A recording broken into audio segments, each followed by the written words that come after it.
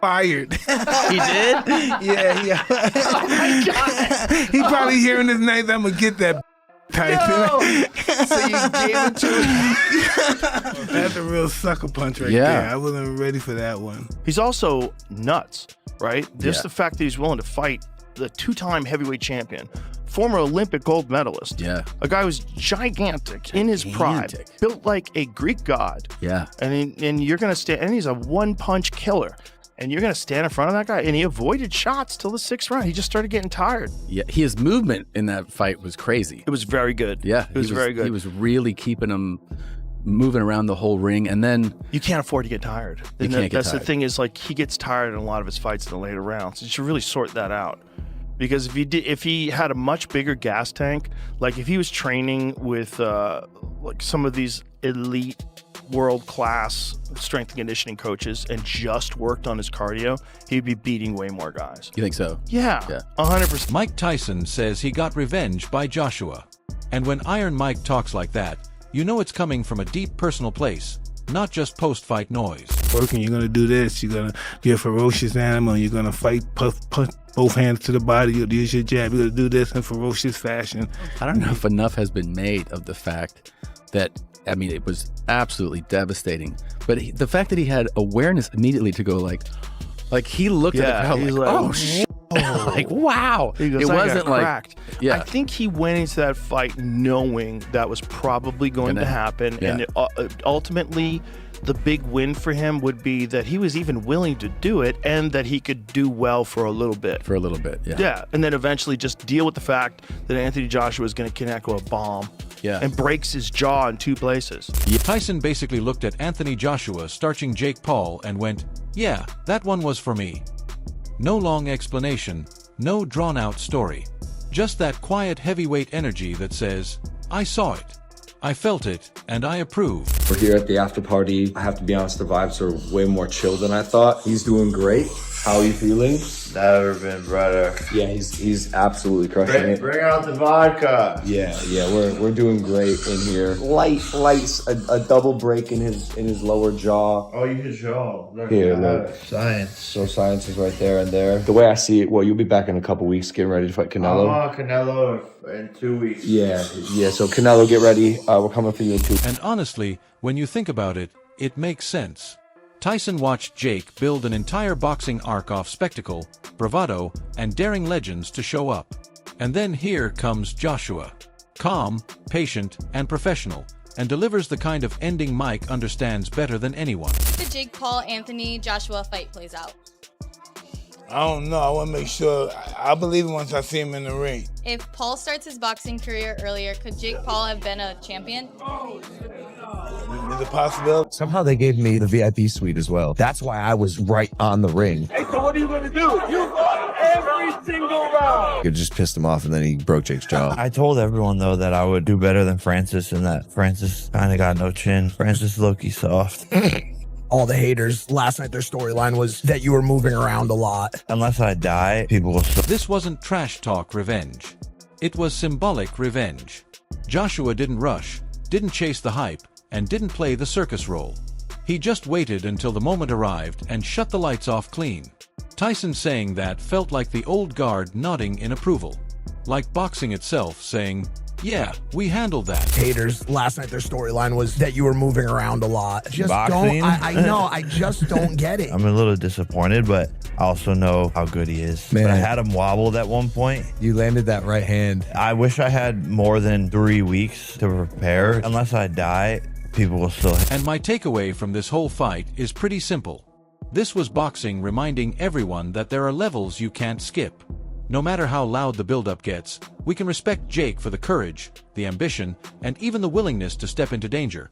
But respect doesn't rewrite physics or experience. 6th round knockout for Anthony Joshua against JakePaul. So what do we take away from this fight? It was sloppy from start to finish, but at least JakePaul can say, I went 6 rounds with the former heavyweight champion. I went further than Francis Ngannou did. This was way worse for Anthony Joshua. He should have walked down JakePaul from the opening bell. Instead, he gave him way more respect than Paul has earned as a heavyweight boxer. Couldn't land any of his power shots early, didn't go to the body at all. You could not have watched this fight and thought that AJ is back to being a contender in the heavyweight division. And you could not have watched this fight and gotten excited about the potential competitiveness of an AJ Tyson. Anthony Joshua didn't need to be spectacular.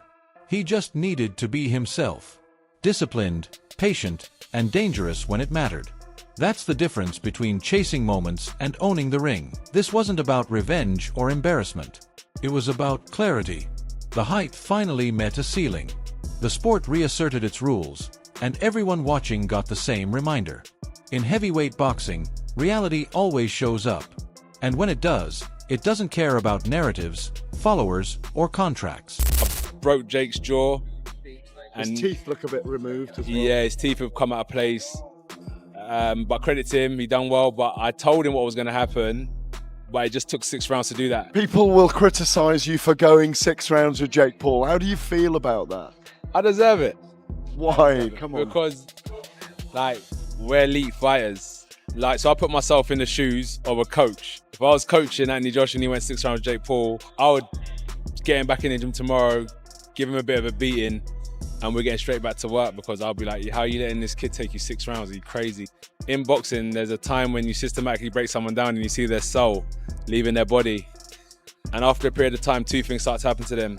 Either they give up or they get knocked. And once you come down from the whole AJ Jake aftermath, here comes Derek Chisora sliding in like the friend who finally says what everyone's been thinking but was too polite to admit. I'm listening to Chisora, and I'm cracking up because he's not even angry. He's impressed in the most disrespectful way possible. He's basically saying, look, we all stayed up. We all debated. We all argued hypotheticals. And meanwhile, Jake Paul just ran the greatest marketing heist boxing has ever seen. When Chisora says, we've been punked, he's not talking about one punch or one round.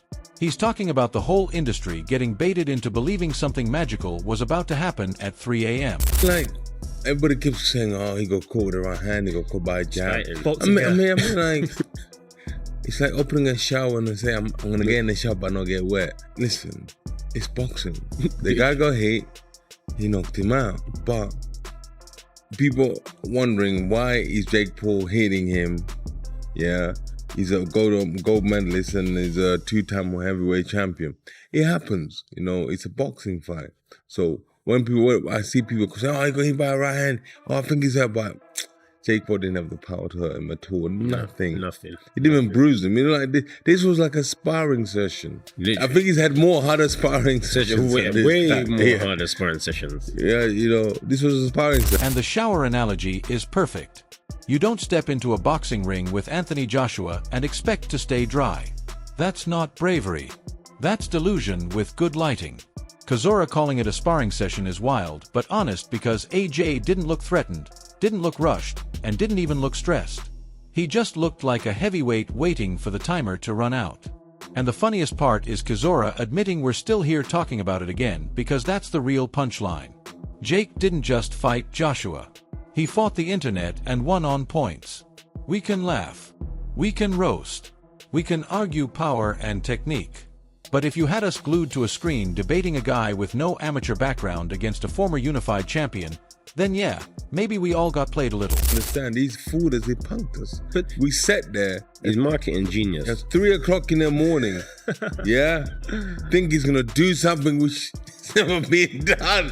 He's going to go to the moon and walk around the moon no, and some people go to Mars. Some people believed it. Some people believed it. You believed it. I didn't believe it. Yes, you did. What did I believe? You believed it. David Hay believed David it. Hay Allegedly, David Hay believed it. Allegedly. It was a miracle. His shoulders. I've always said obliviation. And he broke his jaw in 2 places. He hit him in one place and it broke in another. I can't believe it, man. I'm back here again in this studio. You love this studio. Yeah. I'm talking about it. I get it, man. But you know what? It's just one of those things like, Jesus. And right after Chisora finishes basically admitting we all got finesse checked by the marketing department, the mood flips from sarcastic laughter to full-blown rage when Sergio Mora grabs the mic. You can feel it instantly. This isn't playful roasting anymore. This is a former fighter who feels personally offended that his sport just got dragged through a Netflix algorithm. I'm watching this like, yep, Mora came in hot. Oven mitts off. He's not debating hypotheticals. He's saying the quiet part loud. This wasn't boxing. It was tag. Cardio and survival mode with a very expensive price tag. The funniest part is how quickly the money talk turns into an argument because nothing triggers boxing people faster than purse numbers. Mora doesn't care if it was 30 million or 50 million. His point is simple. You don't train your whole life to watch a guy sprint laps and call it courage.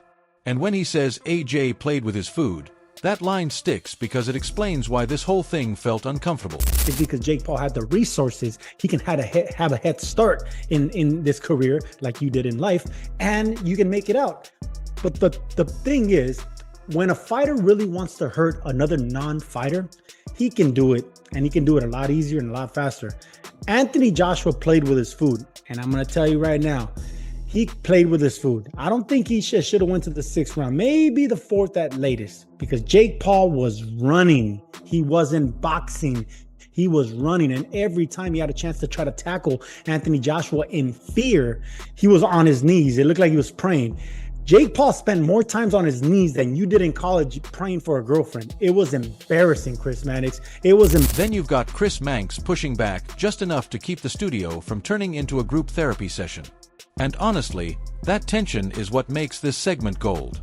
I'm sitting there nodding and shaking my head at the same time because Mora is furious at Jake for running, but also side-eyeing AJ for letting it go that long. And that's the real debate nobody wants to settle. Manx keeps trying to zoom out, talking about eyeballs and platforms, and Mora is like, cool story, but what did we actually watch? You can't sell toughness and spectacle at the same time without confusing everyone. Jake didn't come to win. AJ didn't come to dominate early. And we're left arguing about moral victories instead of punches. That's why this reaction hits harder than the fight itself. Because beneath all the yelling, Mora is basically screaming, stop calling this growth.